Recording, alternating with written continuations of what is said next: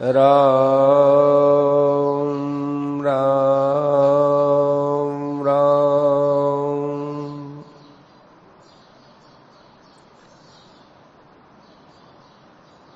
सेठ जी के पास सीतामऊ दरबार आया करते थे।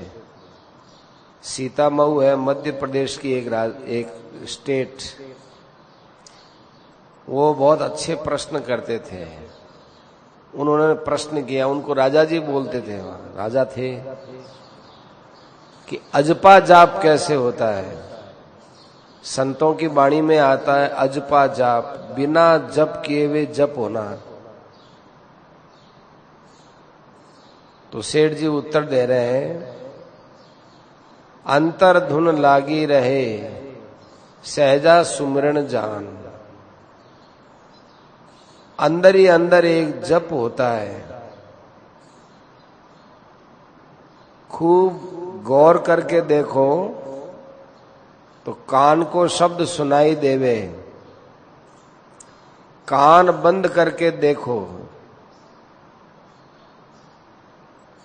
एक तो अपन बोलते राम राम राम राम राम राम राम राम ये, और एक कान को यूं बंद कर दिया राम।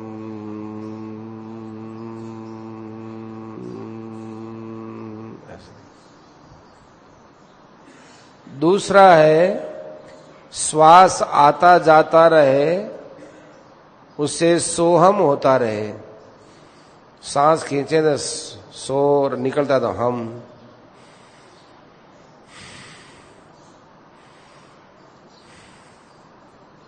ये वेदांत का अजपा जाप है।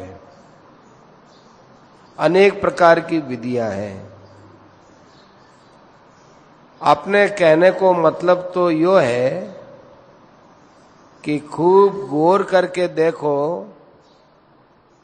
अंदर से अपने आप जप की आवाज आती रहे। इतना अभ्यास करने से, भावना करने से होता है। श्वास के साथ में ऐसे राम राम राम राम करें और कान को अंदर ही अंदर कानों से सुने। ये चीज दिन में कम अनुकूल पड़ती है, सुनाई दिन में कम पड़ता है, क्योंकि कई ध्वनियां आती रहती हैं, किंतु रात में अधिक सुनाई देती है। सेठ जी कहते थे कि सुबह 3 सवा 3 बजे उठ करके और उस समय भगवान से प्रार्थना करनी चाहिए। नाम जप करने वाले को नाम जप करना चाहिए। इस विधि से दिन को तो अधिक नहीं, किंतु रात में अधिक सुनाई देता है। कान बंद कर लो तो और ज्यादा सुनाई देता है। कुछ गड़बड़ है माइक में। वेदांत के सिद्धांत जो है वे आगे जाकर अनहद नाद बोलते हैं। अनहद नाद का अर्थ है कि बिना आवाज किए अंदर आवाज आना। ये निराकार में होता है। निराकार का ध्यान करते हैं, उस समय में कोई ओम का नाम लेता है, कोई राम का नाम लेता है, अपने आप ही नाद होता है। वो स्वयं ही सुनता है, दूसरा नहीं सुनता। और जैसे हम बोलते हैं ऐसा बोला नहीं जाता है, क्योंकि बोलने में तो ये आहत हो गया। जैसे पेटी बाजा है, इसमें यूं अंगुली पर रखते हैं तो उसमें आवाज होती है। तबला है, इस पर यूं पीटते हैं तो आवाज होती है। ऐसे शब्दों के ऊपर बोला जाता है तो वो आहत नाद है। परंतु जब भगवान के ध्यान में बैठते हैं, चाहे निराकार हो, चाहे साकार हो, चाहे राम हो, चाहे कृष्ण हो, चाहे ओम हो, जिसका भी भाव करते हैं वो सुनाई देता है। ध्यान करते हैं, प्रत्यक्ष में अपने आप सुनाई देता है। पहले तो कान के अंदर धू धू धू धू की आवाज आती है। यूं अंदर जैसे शुरू शुरू में ये धू धू की आवाज आती है, फिर इंजन के माफिक आवाज में परिवर्तन होता है, फिर घड़ी के माफिक आवाज आती है। शरीर भी तो एक घड़ी है, जैसा उसमें हम भाव भरते हैं वैसा सुनाई देता है। दुनिया की बातें भरेंगे तो चाहे कहीं जाकर बैठ जाओ, चाहे गंगा जी के पास बैठो, चाहे गंगा जी के अंदर बैठो, चाहे जंगल में बैठो, दुनिया याद आएगी। भगवान की बात भरोगे तो भगवान के शब्द आएंगे। अपना काम तो भगवान को अंदर भरने का है, और जबकि भावना करना है वही अजपा जाप है। अभ्यास करना चाहिए। अभ्यास होने पर कि आसपास के शब्द सुनाई देते हैं तो जो भी आवाज आए उस आवाज में उस आवाज को मिला के सुनना चाहिए।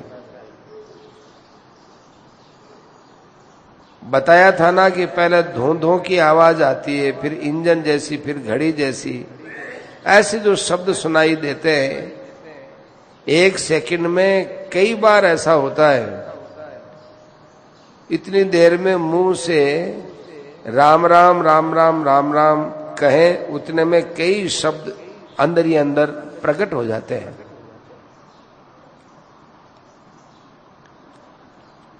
मैं थाने दूसरी बात बतावा, ए बाता योगियारी है, अच्छी बात है, अच्छी बात है, पर अपने व्यवहार में, अपने भोग पदार्थ में वैराग्य पर ज्यादा जोर देना चाहिए। माना देख देख कर अचंभो है कि लोग पैसा पर, नोटा पर फिदा हो रहा है। कपड़ा रेशमी कपड़ा पहने, रेशमी कपड़ा नहीं पहनना।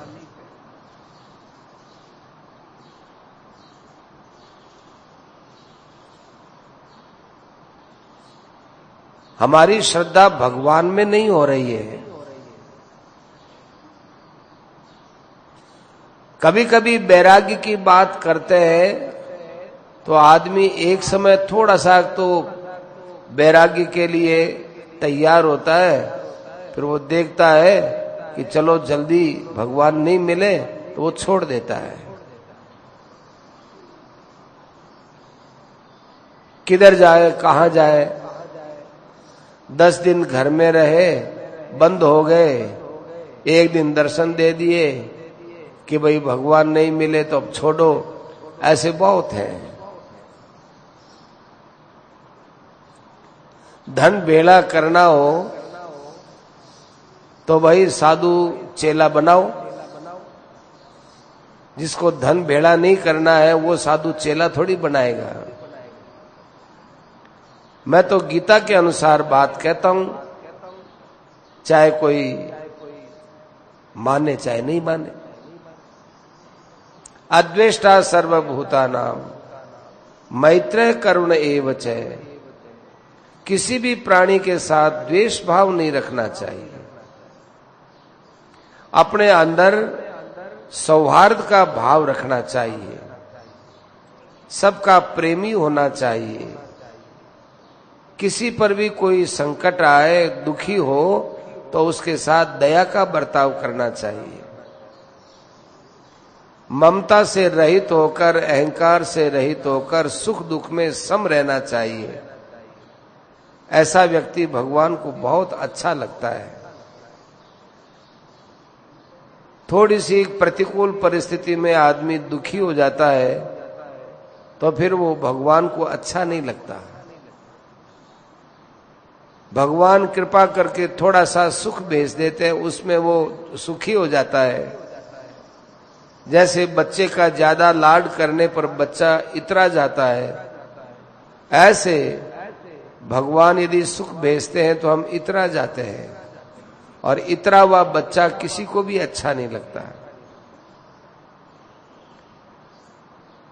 किसी भी प्राणी की अनिष्ट की जो भावना होती है या किसी का भी अनिष्ट होता और हमारे मन में थोड़ी प्रसन्नता भी आ गई कि इस आदमी का ये बिगाड़ हो गया, बहुत अच्छा हुआ, ये बहुत पतन की बात है। ये तो भाई अद्वेष्टा सर्वभूतानाम वाली बात नहीं हुई, क्योंकि हमारे अंदर कुछ द्वेष है, तभी उसके संकट को लेकर हमारे मन में प्रसन्नता हुई है। उसके ऊपर आए हुए संकट को लेकर हमें उसकी गुप्त रूप से सहायता करनी चाहिए, तब थोड़ा सा द्वेष कम हुआ है ऐसा मानना चाहिए। ये सब व्यवहार की बातें हम लोग यूं ही लांग जाते हैं, इस व्यवहार की तरफ हम विचार नहीं करते हैं। कई क्रियाओं को करते हैं, अजपा जाप करेंगे और करेंगे, बहुत अच्छी चीज है, क्रियाओं तो करो, लेकिन अंदर के भाव को बहुत सुधारने की जरूरत रहती है। इसलिए हम कहते हैं अजपा जाप की अपेक्षा निष्काम भाव से किया हुआ जप श्रेष्ठ होता है। भगवान का नाम गुप्त चलना चाहिए, प्रेम से किया जाना चाहिए। गुप्त अकाम ध्यान सहित, ऐसे भगवान का नाम ये दामी जप है। आप जिसका नाम ले रहे हो उसको तो आपने चित्त में उतारा ही नहीं। हमारे शास्त्र क्या बोलते हैं, तद जपस तदर्थ भावनम। जिसका आप जप करते हो उसकी भावना अपने मन में उतारो। आप राम राम करते हो तो या निराकार राम या साकार राम को ध्यान करो।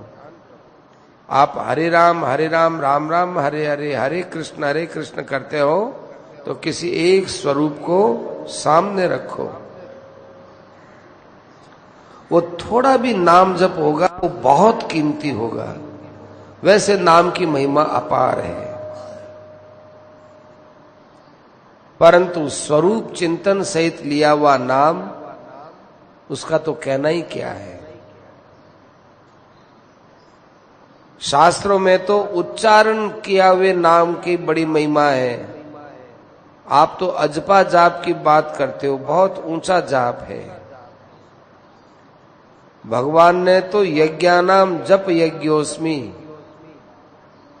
यज्ञों में जप यज्ञ मैं हूं। ओम इत्येकाक्षरम ब्रह्म, ये सब भगवान के नाम ही तो हैं। जल कह दो, पानी कह दो, वाटर कह दो, आप कह दो, ऐसे परमात्मा का चाहे जो कुछ नाम ले लो, भगवान सब नाम को स्वीकार करते हैं।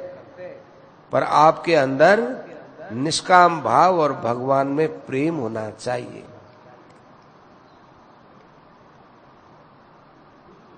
भगवान के 4 आयुध हैं हाथ में, चारों का अपना अपना एक अर्थ होता है। ध्यान करते हैं तो भगवान के हाथों में 4 आयुध, शंख चक्र गदा पद्म। तो ये जो कमल है, इस कमल से भगवान हमको क्या बताते हैं, ध्यान करते हैं ना, शंख चक्र और गदा पद्म, वो पद्म से चालू किया उन्होंने। कहते हैं जो ये पद्म है, इससे ये बताते हैं कि मैं सारे संसार का उत्पादक हूं, सारी सृष्टि का, अनंत ब्रह्मांडों का मैं उत्पादक हूं, पर इस कमल के समान निर्लेप हूं। भगवान के नाभि कमल से ब्रह्मा पैदा हुए और ब्रह्मा जी ने सृष्टि बनाई। तो ये भगवान से ही बनाई हुई है, भगवान से ही बनी हुई है, पर भगवान का कमल के समान सृष्टि से कोई संबंध नहीं है। पानी में कमल पैदा होता है, परंतु पानी में कमल का कोई लेप नहीं होता। ऐसे आप लोगों को निर्लेप रहना चाहिए। ये कमल देखते ही आपके मन में ध्यान आना चाहिए। ये जो भगवान के पास शंख है जिसका ध्यान करते हैं, तो उस शंख है ये ज्ञान का, शब्द का खजाना है। क्योंकि जितने आयुध है उनमें शंख में ही शब्द होता है, शंख ही बजाते हैं। तो शंख है ये शब्दोत्पत्ति का, शब्द की उत्पत्ति का केंद्र है, और ज्ञान शब्द से प्रकट होता है। तो भगवान बताते हैं कि ये जो शंख है ये शब्द का प्रतीक है। तो जो मेरा इस शंख का ध्यान करता है उसको ज्ञान हो जाता है, क्योंकि भगवान ने इसी शंख को ध्रुव जी के कपोलों पर रखा, तो ध्रुव जी का शास्त्रों का ज्ञान हो गया। अब रही चक्र और गदा। इसमें चक्र है, ये भक्तों की रक्षा के लिए होता है। जैसे अम्बरीश की रक्षा की, अपने भक्त के पास में आगे पीछे भगवान चक्र रखते हैं, परंतु भक्त को भी पता नहीं चलता।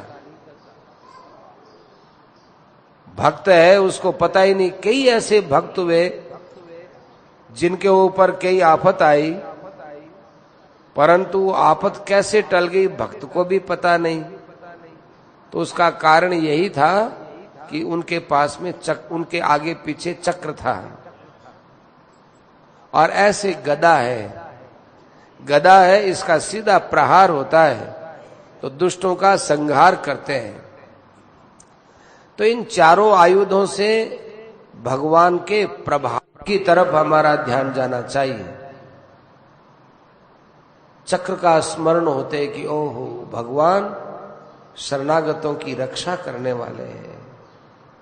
गदा पर ध्यान जाते कि भगवान हमारे अंदर रहने वाले ये काम, क्रोध, लोभ, अहंकार रूपी दुष्ट है, इनका ये संहार करने वाले हैं। शंख की तरफ ध्यान जाते ही आहा भगवान के पास जो ज्ञान है जिससे मेरा कल्याण हो सकता है, वो भगवान इस शंख से हमको ज्ञान दे रहे हैं। और जो पद्म है उससे हमको भगवान की निष्कलमता माने निर्लेपता देखनी चाहिए, और अपने को, अपने परिवार, अपने धन संपत्ति आदि से निर्लेप रहना चाहिए। भगवान के जैसे प्रभाव की बात है, महात्माओं के प्रभाव की बात भी आज दिन में मैंने बताई थी। भगवान कृष्ण का उदाहरण देकर, औरों का भी उदाहरण देकर हमने बताया था। भगवान की महिमा का जितना विस्तार करें उतना ही थोड़ा है। जैसे आकाश को हम कितना भी बड़ा बताएं, आकाश उससे भी ज्यादा बड़ा है। ऐसे जहां तक हमारी बुद्धि जाए, जहां न जाए, वहां तक ईश्वर की महिमा करें तो भी कोई बड़ी बात नहीं हुई। ऐसे ही महात्माओं की बात है। महात्माओं के दर्शन से, भाषण से, स्पर्श से एक विलक्षणता आती है, पर उसके लिए अंदर में एक श्रद्धा होनी चाहिए। जितनी श्रद्धा हो उतना ही फायदो होवे। आदि मारवाड़ी, आदि हिंदी, सीधे साधी बात है उनकी। भगवान का ध्यान करे तो सारे दोषों नाश हुए। बहुत गहरी बात कह रहे हैं। आपा लोग सोचा कि भगवान में मारो मन नहीं गयो तो ध्यान करने को के फायदो हो। बहुत बढ़िया बात कहते हैं। ऐसी बात मिलती नहीं जो कह रहे हैं, बहुत बढ़िया बात। भगवान को आपा ध्यान करा, जना भगवान गीता में कहवे कि ये यथा माम प्रपद्यन्ते तांस तथैव भजाम्य हम।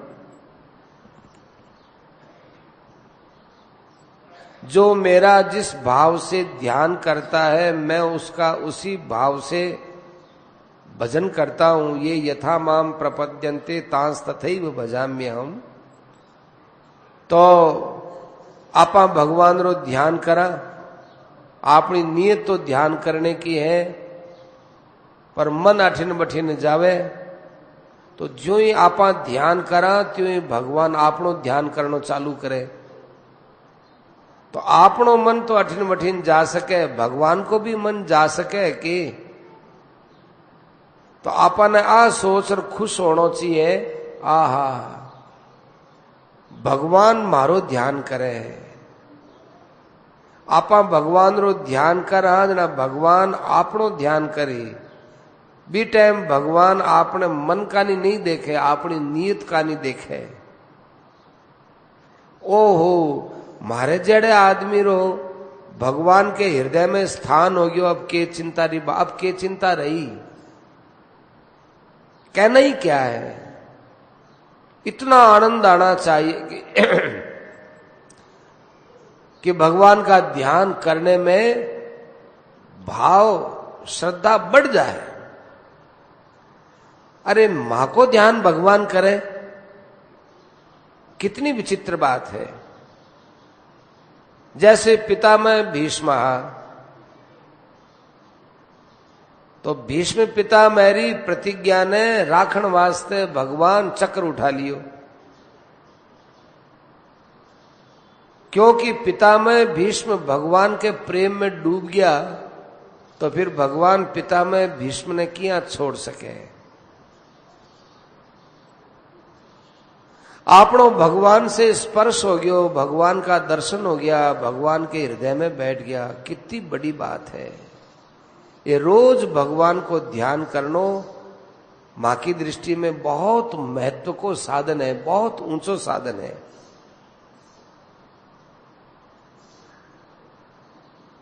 मैं और भी थोड़ी घनी बात कहवा, कोई उल्टो अर्थ नहीं लगावे। भगवान के ध्यान की बात कही, महात्मा को भी ध्यान हुआ करे, बीरो भी असर पड़े। पर आ बात में कोई दम भी वे पाखंडी वे और अपने आप ने यूं ही महात्मा बनार चाले और कहे मारो ध्यान करो, मारो थे मन ही थे मानो, मैं बीरी बात नहीं कहूं। महात्मा तो वो हुए जिरे गुणारो, वचनारो, आचरणारो आपा पर सीधो प्रभाव पड़े। महात्मा कोई केवल न थोड़ी जावे कि मैं महात्मा हूं। कई महात्मा में सिद्धियां हुए, मैं तो इन्हें नीचे दर्जे की माना, नीचे दर्जे की बात है, उसकी इज्जत नहीं है। जैसे सड़का पर बाजीगर हुए, ऐसे ही ये मारगरा बाजीगर है, महात्मा नहीं है।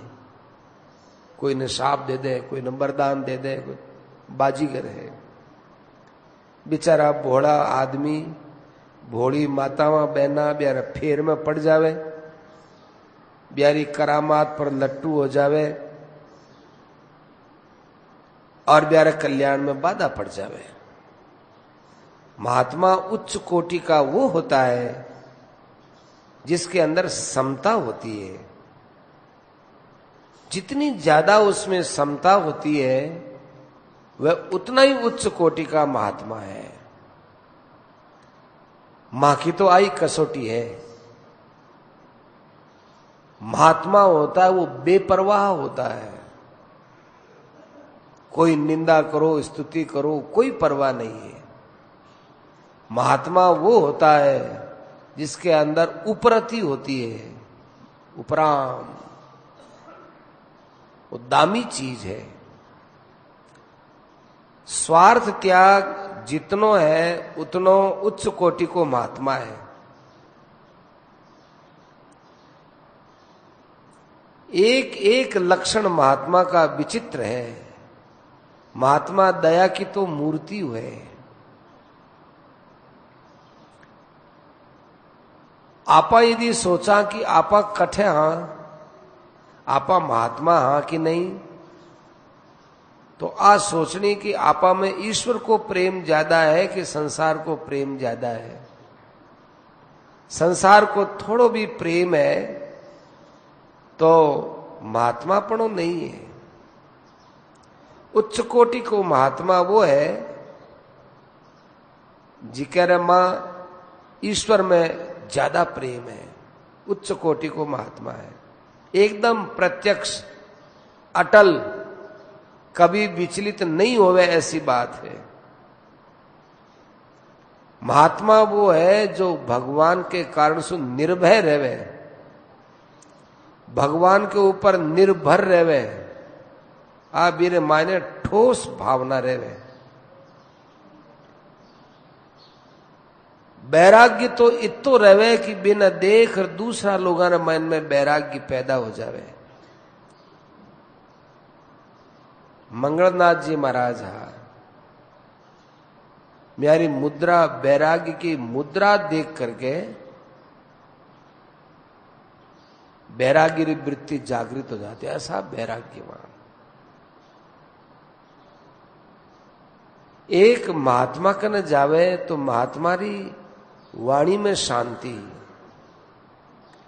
एक शांति और भी महात्मा रो लक्षण है।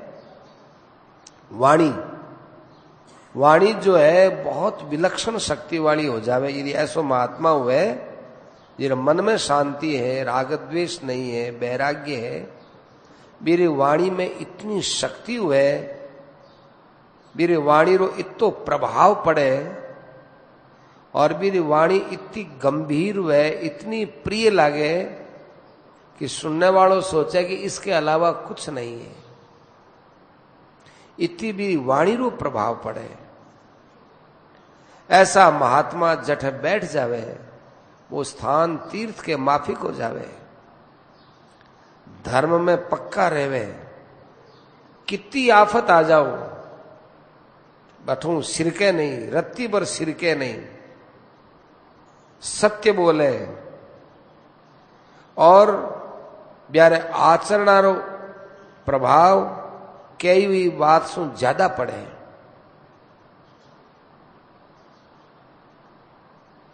ऐसा महात्मा कोई वस्तु ने स्पर्श कर देवे तो देखने वाला ने लगे कि वो आ वस्तु कितनी पवित्र होगी। भगवान पर निर्भर रहवे, चिंता भय शोक को नाम ही नहीं है। भाग जावे चिंता शोक, चिंता भय शोक ने पास में आने ही नहीं देवे। हर वक्त प्रसन्न रहे। आ तो अपने अधिकार की बात है। माने अचंभो हुए, संसार का लोग सुखी हुए, दुखी हुए, रोवे, बड़ो अचंभो हुए। कोई मर जावे तो रोवे, धन चलो जावे तो रोवे, बहुत अचंभो हुए। और रोणो मूर्खतारो फल है। भगवान आपने चारों तरफ शांति और आनंद बिखेर रखा है। भी शांति और आनंद ने तो बटोरा नहीं और दुख न देख देख करके रोवा। आ कितनी मूर्खतारी बात है। अरे ध्यान में भगवान के नेत्रा ने देखो, बिया नेत्रा सु भगवान आनंद बरसा रिया है, कृपा बरसा रिया है। थाने संसार के भोगा में जो आनंद री कल्पना हो रही है अब बिल्कुल झूठी है। आनंद तो भगवान के नेत्रों बरसे, लूट लो जितनो लूटनो है। आपने गंगा जी की जगह है, सब जगह नहीं मिले तो जंगल तो सब जगह मिले ही है, जंगल भी नहीं मिले तो अपने घर में एकांत जगह देख करके बड़े प्रेम से भगवान रो स्मरण करो, भगवान के नेत्रा ने देखो। वैराग्य यदि नहीं हुए तो भगवान रे हाथ में जो कमल को फूल है बिरो ध्यान करो। भगवान कमल के फूल सु आपने वैराग्य की शिक्षा दे रहा है। भगवान शंख के द्वारा संसार को ज्ञान बता रहा है। भगवान चक्र के द्वारा हमारी रक्षा कर रहा है। भगवान गदा के द्वारा हमारे अंदर रहने वाला विकार है ब्याने कूट कूट भगा रहा है। इतने पर भी यदि आपा चूक गया तो बड़ी भारी हानि होगी। अब के बार खूब जोर लगाओ, अपना 20 दिन बीत गया है। सेठ जी का 20 दिन बीत गया है, ये लिए खूब जोर लगा करके अठिन चालना चाहिए।